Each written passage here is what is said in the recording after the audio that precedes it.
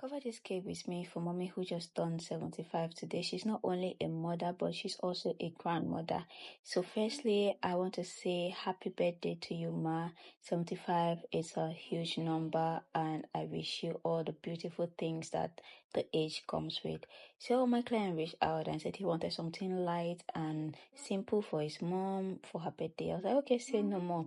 So I had to make a suggestion. Usually you don't just go and start baking without asking the client what they want or what they prefer. So I suggested that mom is a big woman, she's 75, so I think a white theme cake would be beautiful.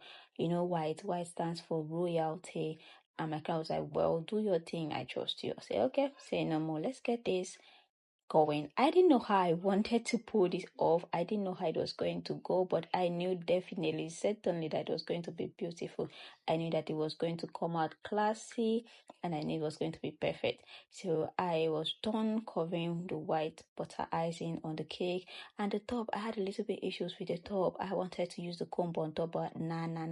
I didn't like the way it looked, so I had to clean it off and then smoothen my top. I said, okay, I prefer let the combing just be by the side and not be on top. So I combed the side of the cake. Now, this was my first time using comb ever.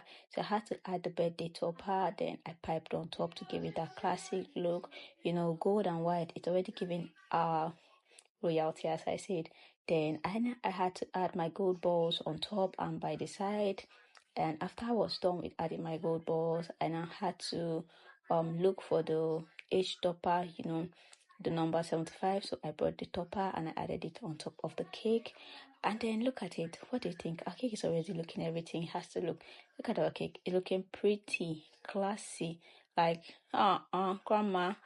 So I had to wrap this up and send it to my client. Bye.